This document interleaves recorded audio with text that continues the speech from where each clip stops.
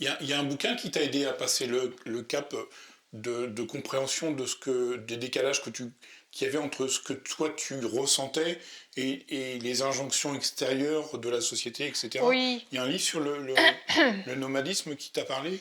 Alors, c'est pas vraiment sur le nomadisme. Il y a un super auteur qui est mort maintenant, qui s'appelait Matteo Maximoff, qui est issu du monde de... Alors lui, gitan catalan, il avait du sang rome aussi.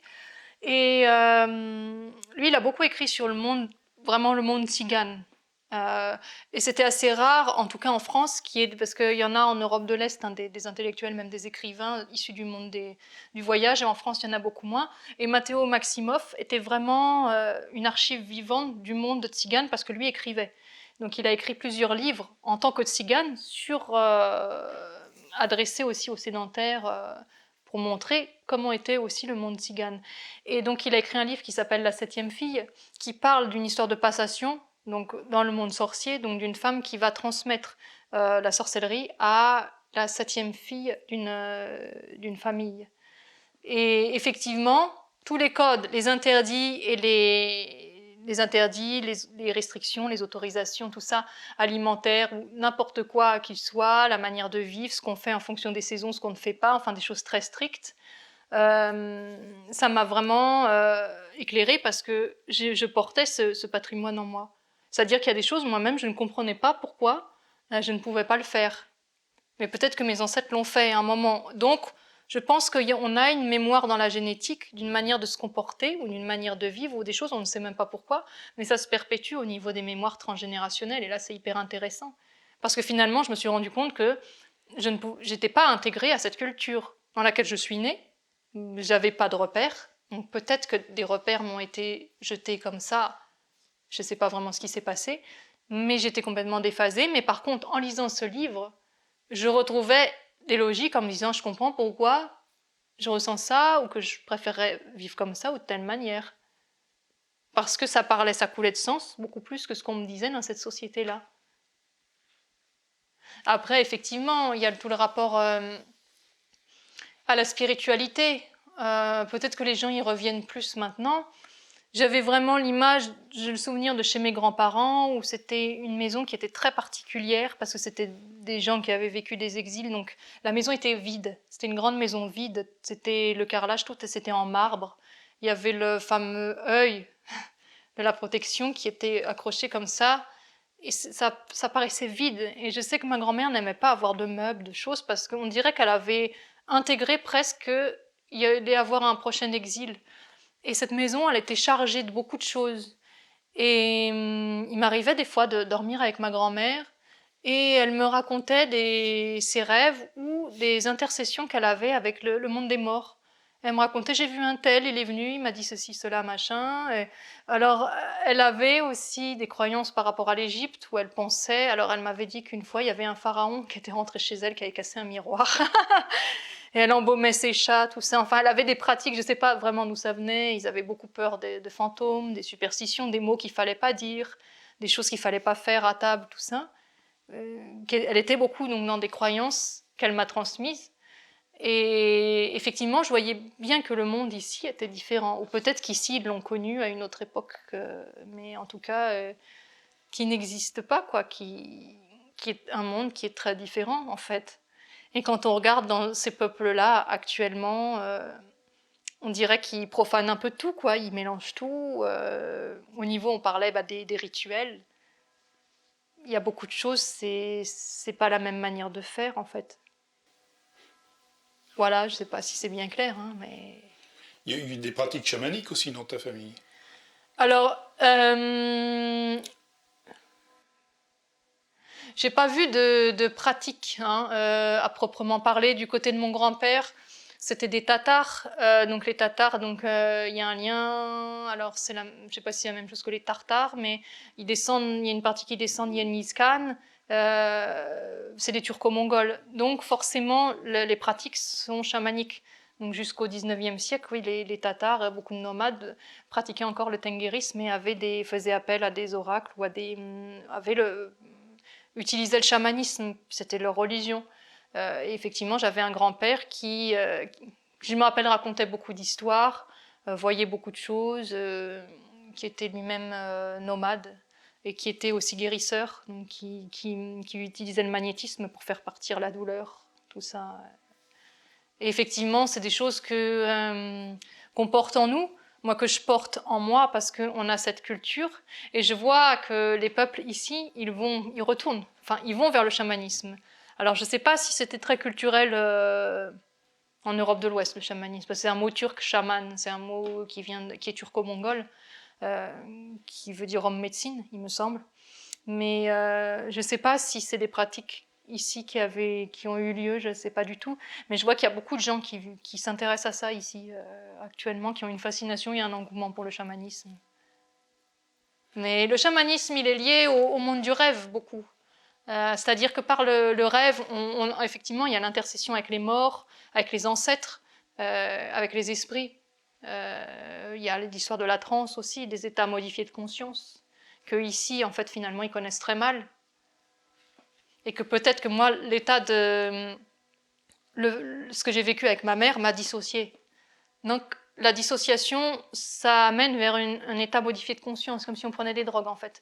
Donc, on est constamment dans un monde, entre guillemets, renversé, en fait. On est dans un monde qui est sur des vibrations et des fréquences complètement différentes de ce qu'on peut dire une personne saine. Je ne sais pas, une personne saine, si on peut dire ça. Mais d'une personne... oui, j'aime pas ces termes-là, mais on a des outils différents. On a des perceptions différentes. Moi, ce qui m'a permis de percevoir des choses différentes, qui ont tapé sur d'autres mémoires encore plus anciennes. Oui. Dont des vies au XVe siècle, c'est ça? Des vies, alors j'étais pas schizophrène au XVe siècle, Non, mais non. une, c'était largement suffisant pour ce qui s'y est passé, ça m'a suffi amplement. Quand je dis des vies, c'est au sens... oui, j'ai eu plusieurs perceptions. Alors j'ai eu des perceptions assez nuancées que moi j'identifie par rapport à des existences antérieures, parce que je vois pas ce que ça pourrait être d'autre. Je me suis déjà questionnée, je me suis dit bon, peut-être. Il y a des lieux que tu as visités où tu t'es dit non, c'était pas comme ça à l'époque? Oui, Paris, oui. Ouais, c'est... Mais par exemple, moi, il m'est arrivé d'arriver à un endroit, pas par hasard, et je savais, ça a parlé à l'intérieur du corps. Par exemple, j'étais en Italie, à Tarquinia, et la nécropole je crois que c'était Chiusi. La nécropole, je suis rentrée dans la nécropole, je suis repartie, j'avais des choses. Et ça m'a ouvert vers des mémoires étrusques. Je sens que j'ai ça dans mon corps. La musique, je l'entends par la musique parce que je suis d'une famille de musiciens du côté de mon père. Donc je peux sentir les fréquences par la musique, je peux voir des choses, je peux ressentir. Et effectivement, j'ai eu d'autres petites choses avec l'Amérique. J'ai une attirance magnétique vers cette terre. J'en rêve la nuit parfois parce que je sais qu'il faut que j'y retourne, mais je peux pas y retourner comme ça. Mais pour moi, c'est la terre de mes racines, de mon âme. C'est là-bas. Je sais pas plus d'éléments, j'ai pas plus d'éléments que ça. Mais sur cette mémoire du XVe siècle, ça arrivait quand j'étais adolescente. Ça m'est arrivé de manière assez violente, vraiment assez violente. Sur 15 jours, 3 semaines, je mangeais plus, je dormais plus, j'avais pas faim, j'avais pas sommeil. J'étais chez mes grands-parents et ça défilait. Au début, c'est parti d'une histoire comme ça que j'avais créée. Et ce qui a été très particulier, c'est que ça a tapé à un endroit. Je ne sais pas ce qui s'est passé. J'étais prise dans un jeu et j'étais tellement prise dans ce jeu que les choses se dessinaient toutes seules, tous les éléments, tout ce qui se passait autour. Ça ne s'arrêtait plus pendant 3 semaines. Ça a duré. Et à un moment, j'ai dit, on met un terme à ça. Et quand j'ai mis un terme, j'ai eu le sentiment que quelque chose était mort en moi et il y avait eu une forme de résurrection en même temps. Je me suis sentie vide. Je me suis dit, mais qu'est-ce qui s'est passé? Qu'est-ce qui s'est passé là? Il y a eu un truc. Et j'ai interrogé des gens, j'ai demandé, alors j'ai tout entendu, des esprits là qui possèdent, machin. Non, c'était pas ça. C'était pas ça. Et ce qui m'a beaucoup aidé, c'est la vision, justement, on en parlait, du bouddhisme. Donc le livre des vivants et des morts. Hein. Et en lisant ce bouquin, ils en parlent tout naturellement des vies antérieures. C'est une science, le bouddhisme. Moi, je ne suis pas portée là-dessus, mais ça m'a donné des outils. Parce que tout ce qui se passait était normal. Et je pouvais faire un lien d'une vie qui a été apparemment vécue au XVe siècle à Paris, avec des choses que je portais, des gens dont je me souviens le visage, des gens dont je me souviens l'existence, et que j'ai entendu peu de temps après que ça a confirmé, des gens disaient ouais, un tel a vécu ça, ça, ça, et je me disais c'est fou parce que je ne connais rien de cette personne, mais je sais qui elle était, je sais ce qu'elle a vécu, et je sais qui c'était, et je sais que j'ai connu cette personne. Moi je dirais ça, on me dirait ouais mais n'importe quoi, elle est dingue elle. Mais pourtant, il y a ce truc en moi qui me dit j'ai connu cette personne, je sais qui c'était. C'est quand même bizarre, non? Ouais, c'est pas loin que lui. Et j'ai cherché pourtant en psychologie, est-ce que je me suis construit ça pour échapper à quelque chose? Alors, il y a plusieurs niveaux d'interprétation des choses. Je pense que ça serait peut-être pas arrivé si j'avais vécu dans un contexte normal, j'en sais rien en fait. Mais et je me suis dit, est-ce que je me suis créé une histoire? Quand je demande si je me suis créé une histoire, je me dis, c'est quand même dingue de se créer une histoire qu'on n'a pas inventée. Alors c'est quoi? C'est l'inconscient? Ouais, mais n'empêche que aujourd'hui, personne n'est capable de me dire si ce que j'ai vécu, c'était un truc de ma tête. Et moi, je sais qu'au fond, il y a quelque chose qui s'est passé. Que je me suis souvenu de quelque chose. J'y ai mis des images avec ma culture actuelle, avec l'image de mon siècle, de machin, peu importe. Après, j'ai reconstruit peut-être une histoire qui est empreinte de moi, de ce que j'ai vécu, avec des filtres, parce que je n'ai pas vu précisément. Mais j'ai senti quelque chose. Et il y a quelque chose qui s'est passé. Et j'ai connu des gens au XVe siècle et je me souviens d'eux. C'est bizarre, hein, mais... Ben, en même temps, c'est bizarre, et puis ce sont des sujets sur lesquels aujourd'hui la science se pose, la mémoire cellulaire, on en Ah oui. parlait, puisque tu en parles. Alors Et là, aujourd'hui, on ne sait pas si effectivement, à travers notamment les famines en Hollande, durant la guerre, on s'aperçoit que trois générations après, il y a encore des effets de ces famines sur la troisième génération. On voit que le chamanisme a évolué avec les expériences qui ont été faites en France avec Corinne oui, Sombrin, oui, je vois. qui effectivement s'est retrouvée à aller hurler au loup sous une tente mongole. Oui, Euh, les choses évoluent en termes de prise de conscience, y compris dans la oui. science. Donc aujourd'hui, te caractériser de folle serait une folie pour moi. Je ne sais pas vraiment ce que c'est que la folie. Vraiment, je ne sais pas. Justement, les états de C'est des modifier états conscience, dissociés. c'est ça, on est en plein dedans. C'est des états forcément de dissociation, mais... Oui. Alors dans ce cas, qu'est-ce qu'on dit, c'est quoi les gens normaux? Est-ce que ce seraient des gens inconscients? On ne sait pas. Je sais pas vraiment, je pense qu'on se crée beaucoup de choses pour fermer. Hein, parce que peut-être que c'est... faut pas être trop ouvert non plus quand on n'est pas prêt. Tu as des pratiques de danse qui sont proches de cet univers plutôt spirituel et aussi ancré à quelque chose de lié à la nature? Lié à la nature, je sais pas. En tout cas, ancré dans le sol. Oui. Moi, je pratique de la danse. J'aime ça, j'ai besoin de ça. À l'origine, j'ai fait beaucoup. J'ai fait de la danse orientale. Encore une fois, ce qu'on me proposait dans le travail, c'était, enfin, dans l'approche de la danse, m'intéressait pas parce que c'était des gens qui étaient vraiment dans l'idée de... C'est un peu les nouvelles nanas comme ça qui sont formées dans la chorégraphie. Et on fait une chorégraphie, on fait un spectacle de fin d'année et faut que ça en jette. Et la danse, c'est pas ça, c'est la conscientisation du mouvement à l'intérieur du corps. Donc, mais j'aimais beaucoup la danse orientale, mais après, moi, je me suis plus orientée vers le Bharatinatyam, qui est une danse classique indienne, qui est très axée entre le monde spirituel et la terre. Donc, qui est plutôt de l'ordre de l'art martial, qui est plutôt quelque chose de guerrier, qui est plus dans un mouvement d'une danse très codifiée et très guerrière, qui raconte les exploits et la vie des dieux de la mythologie alors c'est le Mahabharata, je crois, de la mythologie indienne. Donc c'est une danse en Occident qui est pas très populaire parce que ça demande énormément de travail. C'est très codifié, c'est-à-dire qu'on ne fait pas de la Bharatinatyam pour aller au disco, là, la discothèque, ça marche pas. C'est un rituel, c'est-à-dire qu'à l'origine, c'est une pratique qui ne se dansait pas en public. Donc c'est plutôt un récital, ça se présente sous forme de récital, et c'est quelque chose qui ne devait pas être montré au public, mais qui était une cérémonie. Donc après, quand ils ont commencé à faire ça en public, donc c'est une pratique qui a plus de 8000 ans, Quand ils ont commencé à la faire en public, je crois vers le 19e siècle, ils étaient dos au public et face au temple, toujours. Et c'est une danse vraiment qui se vit vraiment comme quelque chose, oui, effectivement, de martial. Donc tout a un sens, les couleurs, les émotions qu'on traverse, les intempéries. On est connecté aux éléments, aux esprits, aux dimensions. Ça va des fibres, des tissus, des fibres cellulaires,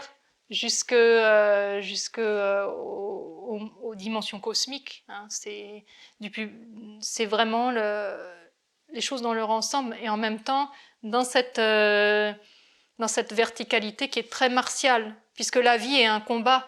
La vie, c'est vraiment une histoire qui est racontée. Donc, on peut aussi utiliser cette danse de manière moderne en disant, voilà, telle émotion qu'on traverse, comment est-ce qu'on l'exprime dans le mouvement? Comment on se met nous-mêmes en scène dans le théâtre de l'existence?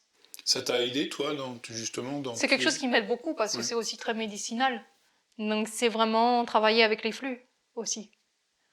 Et c'est une interprétation et une compréhension du monde. Oui. C'est une forme d'expressivité, en fait, de l'existence. Voilà, je ne sais pas si c'est bien clair. Hein. Si, mais c'est aussi peut-être aussi une connexion entre des mondes différents, en tout oui, cas, comme aussi, tu disais. Aussi. C'est-à-dire que nous, par exemple, la personne en tant que danseuse, c'est un réceptacle entre les différents flux, entre les différentes énergies. Ça va au-delà des dieux. Ça va vraiment dans différentes strates cosmiques, hein, des sphères. On n'a pas forcément la maîtrise, mais je pense que des peuples comme au Népal, les Tibétains, tout ça, ils ont beaucoup investigué là-dedans. Je pense qu'ils connaissent. Hein. Mais c'est vraiment un endroit où on reçoit et le travail il se fait après la danse aussi. Il continue à travailler. C'est pas on fait une danse comme ici où c'est une culture vraiment du loisir où on fractionne les choses. On va au musée par exemple, hop, on rentre chez soi, hop, on fait une activité, on fait ça. Et il n'y a pas de lien entre les choses. C'est-à-dire que les choses continuent pas de travailler à l'intérieur. Pour moi, tout est nourriture spirituelle aussi. Donc les choses, elles circulent, elles nous fabriquent, elles partent, elles vont. On ne peut pas fermer et dire je fais mon activité, je rentre chez moi. Moi, j'ai jamais pu faire des choses comme ça. J'étais imprégnée comme un buvard des choses. Tu as des pratiques religieuses, toi aussi, Lily? Est-ce qu'on peut dire ça comme ça? Oui, après qu'on s'entende sur le mot religion, parce que, voilà, c'est ça le mot que j'ai cherché tout à l'heure. Il y a la définition de religion qui est institutionnelle. Donc, souvent, j'entends quand les gens parlent de la religion, ils parlent de quelque chose d'institutionnel. Ma définition à moi de la religion, c'est un terreau de flux et de sang qui se mêlent. C'est à la fois biologie, spiritualité, c'est tout l'ensemble de choses, des sables mouvants, en fait, qui sont à l'intérieur de nous, qui nous ébranlent et qui font passer différents flux. C'est le terreau de l'existence, la religion. Donc ça va au-delà d'aduler un dieu ou d'aller, par exemple, ici à l'église ou quoi. Même si moi, de tradition, je suis plutôt orthodoxe, parce que pour moi, c'est des outils aussi. Parce que ça ne me gêne pas d'être chrétienne, de prier Dieu, de prier la Vierge ou quoi, et d'à côté, de prier d'autres choses. Ça ne m'a jamais dérangé. Mais forcément, oui, je vais avoir des pratiques parce que je suis liée à certaines choses qui font que j'ai pas le choix. Si je le fais pas, je suis en désaccord et je risque de tomber malade enfin, il en va vraiment de l'équilibre. J'ai l'impression d'avoir un équilibre qui est un peu précaire. J'ai l'impression d'être sur un fil d'équilibriste. Il faut pas que les choses soient déséquilibrées. Il faut que les choses soient à leur place et pour ça, il faut rendre des rituels, il faut faire circuler les choses, il faut que les choses circulent. Ça peut pas être que dans un sens. Et la pratique religieuse, la religion permet aussi de rendre ce qui doit être rendu à celui qui nous donne. Et il faut entretenir les choses. C'est une logique de l'existence. On ne demande pas à l'eau qui coule pourquoi est-ce qu'elle va dans cette direction, pourquoi elle a cette mémoire-là d'aller vers cette direction. C'est parce que les choses se font. Les oiseaux migrateurs, ils vont à telle direction parce que c'est dans la mémoire de la logique. C'est vraiment la logique. C'est tout. C'est pas, ils s'arrêtent pas en se disant pourquoi on vole par ici, là, par là. C'est la logique des choses. Toute chose a une logique et on ne peut pas aller à l'encontre, sinon on tombe malade. T'as une logique... tu as une logique intuitive ou tu la caractériserais comment, toi? Ta logique à toi? Euh, Oui, je pense que forcément c'est intuitif. C'est-à-dire que l'intuition est très forte. Donc, même si j'ai une partie, je suis très intellectuelle, l'intuition est vraiment très forte. Donc, le problème de cette logique intuitive, elle prend tellement de place que je peux en tomber malade si je vais à l'encontre. Parce que c'est quelque chose qui capte tout de suite, qui sent très bien les choses, qui voit, qui cerne très très rapidement. Et ça, c'est bien, mais c'est aussi un frein parce qu'on n'est pas libre, vraiment. On ne peut pas dire qu'on est libre quand on est comme ça. On a des accords et on obéit à certaines lois qui nous dépassent, en fait. Mais oui, forcément, c'est de l'intuition. Je ne sais pas s'il y a d'autres logiques. La logique de la raison, je ne sais pas. Ça existe, ça? Cartésienne, juste d'être très cartésien, tu sais. Ah oui. C'est quoi ça? C'est Je ne crois que des jardins à la française, vois, un peu, non? des choses qui font qu'effectivement, ça... Je crois en ce que je vois, c'est ça? Oui, mais pas que ça. C'est je bats mes enfants parce qu'on a toujours battu les enfants chez Ah, moi. ça t'a marqué. Tu vois, c'est aussi des logiques qui sont... Oui, mais c'est la réalité aujourd'hui. Tu as des familles qui battent les enfants parce qu'ils ont été battus, donc c'est juste Par la logique logique, des choses, quoi. ouais, Tu vois, comme les oiseaux et migrateurs. là, on n'est pas du tout dans l'intuition, on n'est pas dans le « ça fait mal à l'enfant Ah, ». On est d'accord, juste je dans le comprends. « je le fais parce qu'on a toujours fait comme ça ». Donc, ce côté, ce serait ça, les choses cartésiennes. Moi, je pensais que c'était prouvé par A plus B que 2 égale 2000 Aussi. plus 20. Aussi, mais ouais, je ne sais pas si c'est cartésien finalement, mais en tout cas, ça a une certaine logique. D'accord. Mais est-ce que c'est la bonne ça, Ben, je sais pas, je pense qu'il n'y a pas de bonne ou de mauvaise logique. C'est ça le grand problème de l'existence, c'est qu'il faut en créer des choses. Enfin, il faut créer des. Parce que pour moi, le monde n'a pas. Il a un sens, mais il n'en a pas vraiment. Tu penses qu'on a du libre arbitre? Ça dépend de ce que tu appelles le libre arbitre. Est-ce qu'on a le choix de... Est-ce que notre voie est tracée? Ou est-ce qu'on a le choix de nos voies? C'est les deux, c'est un mélange des deux. Mais notre voix, après, je vais t'embêter, mais qu'est-ce que tu appelles la voix? Ben t'as été boucher, tu seras fils de Ah, boucher. les métiers? Ah bon, Par exemple. ça alors. Je voyais quelque chose de différent, mais c'est pas grave. Ben, tu me demandes un exemple, je te donne un Ouais, exemple. ouais, d'accord. Mais oui, t'es alcoolique, tu seras alcoolique. Ah oui. Enfin, t'es d'une famille alcoolique, tu seras alcoolique. Tu seras boucher, tu étais fils de boucher, tu seras boucher. C'est toutes ces voies qui sont déjà tracées à peine t'es né, quoi. Ah, c'est un peu le fatum, non? On court à notre propre chute dès la naissance. Ça prend différentes formes. Je regardais comme, par exemple, tu as des enfants quand moi j'étais en Inde, tu as des enfants qui seront moines bouddhistes parce que les parents n'ont pas d'autre choix que de les faire devenir moines. Et donc leur chemin, il est de fait tout tracé.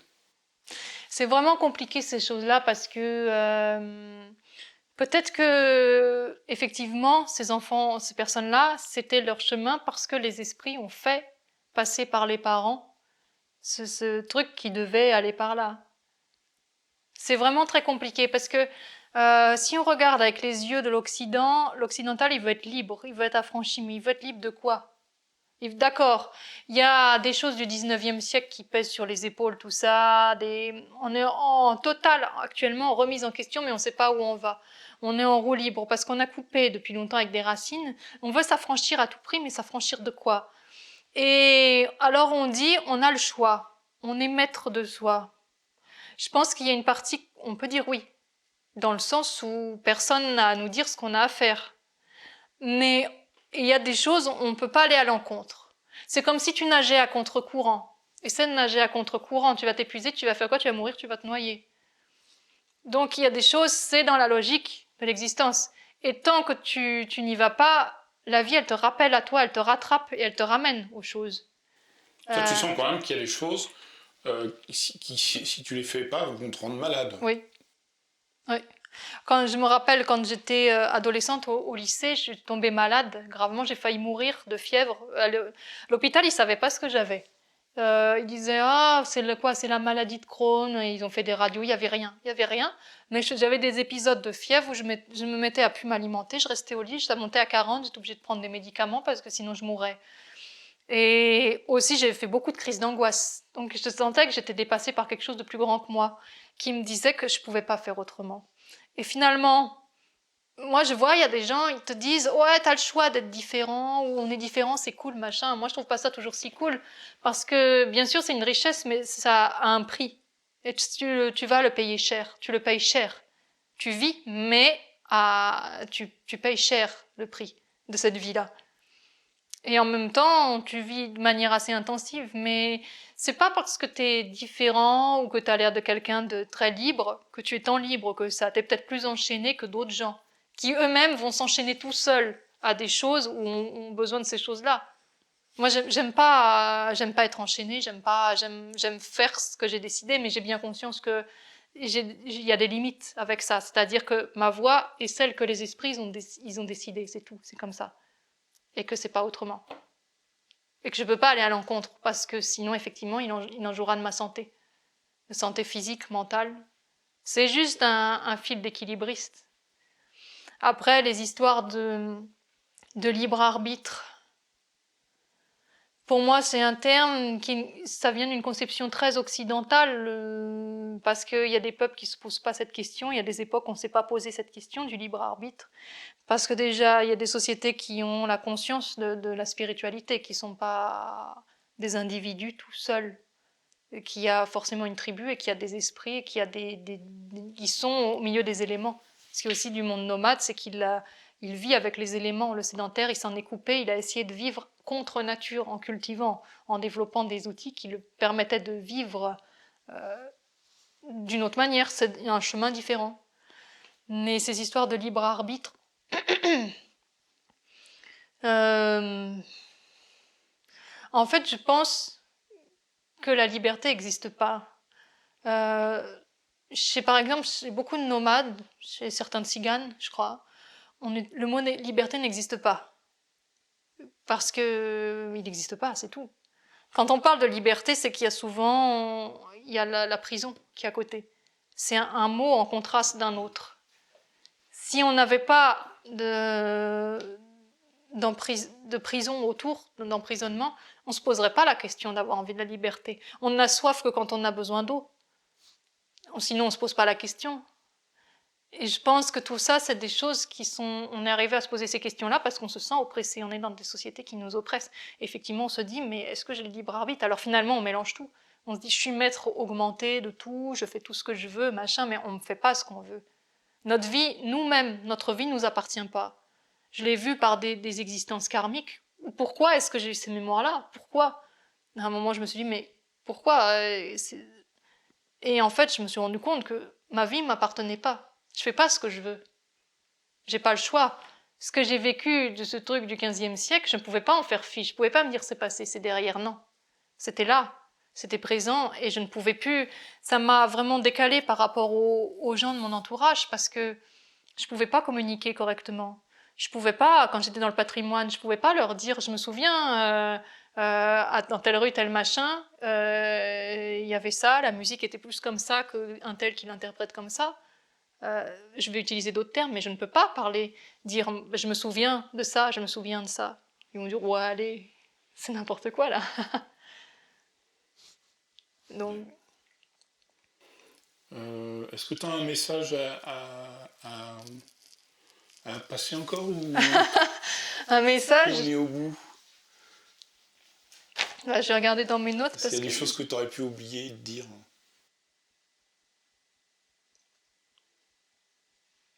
Je vais pas faire comme Thinkerview, je vais pas demander si tu as un message à faire passer aux nouvelles générations, aux jeunes générations. Ah ouais? Je suis si vieille que ça? Ouais, c'est vrai. Hein. On est tous le vieux de quelqu'un. Ah ouais, c'est mal parti, hein. En effet, je commence à avoir de l'arthrose en plus. Ah, c'est vrai. Au pied, sur un pied. Enfin, c'est pas la fin du monde, hein. C'est pas le pied, mais ça va. Un message à faire passer, je sais pas. Enfin, moi, j'atteste juste de quelque chose que j'ai vécu, de choses apparemment qui paraissent pas ordinaires. Après, moi, ce que j'ai plus envie de dire aux personnes, c'est, regardez, il n'y a pas qu'un type de schéma, il n'y a pas qu'une chose comme ça qui s'inscrit dans l'existence. C'est que vous avez peut-être des chemins de traverse, mais ça, il n'y a que vous qui pouvez le savoir. Moi, j'ai pas de message à faire passer parce que je suis pas... j'ai pas de... je sais pas, mais j'ai pas de connaissances particulières ou quoi. C'est que il faut s'écouter et retrouver une forme d'intuition pour savoir aussi. Mais c'est pas évident parce qu'on n'arrive pas au monde tous avec les mêmes outils. De la même manière, les dessins et les chemins sont tellement différents. Je peux pas faire passer quoi que ce soit. Mais c'est juste, s'il y a un message à faire passer, c'est de dire que, écoutez, il y a d'autres gens qui disent des choses, il y a d'autres gens qui rappellent des choses, que peut-être la réalité dans laquelle vous vivez, elle n'est pas sans issue, et qu'il y a des chemins de traverse. Peu importe, moi, ce que je dis, si ça parle ou si ça parle pas, mais juste que les personnes puissent voir qu'il y a d'autres choses, et il y a d'autres gens, et il y a des choses qu'on capte. Il y a des choses qui sont différentes et qui sont pour amener aussi vers un monde qui doit être réinventé. On ne doit pas rester enfermé dans le passé ou dans des mémoires qui peuvent être lourdes, mais il faut savoir que si on a ces choses, ces outils à disposition, il faut renouveler, il faut recréer tout le temps, il faut réinventer le monde, sinon il se fatigue, il s'épuise. Si on respire pas, si on est tout le temps... le monde il explose. Là c'est ce qui est en train de se passer parce que les gens ils respirent pas. Si on fait ce cycle de la respiration, il faut que les choses elles se renouvellent, qu'elles se perpétuent au travers du temps. Il faut qu'on réinvente le monde. Avec tout ce qu'on a du passé, il faut refaire les choses. Enfin, je sais pas. Moi, c'est ce que je vois, mais je suis pas un devin machin. Hein. Merci Lily. Je t'en prie. Maintenant, on juge nécessaire de brûler beaucoup de dits élevés par la main du clerc. On le condamne, on le viole, on le traîne dans la ville.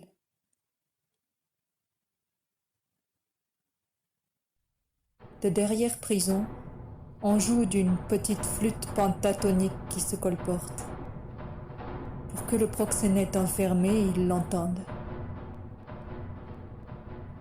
Elle se met à genoux pour qu'au travers du barreau partagent ensemble le silence. Et de tous les orbites de la ville l'entendit ce silence. Et tous les condamnés de la ville se mirent à prier.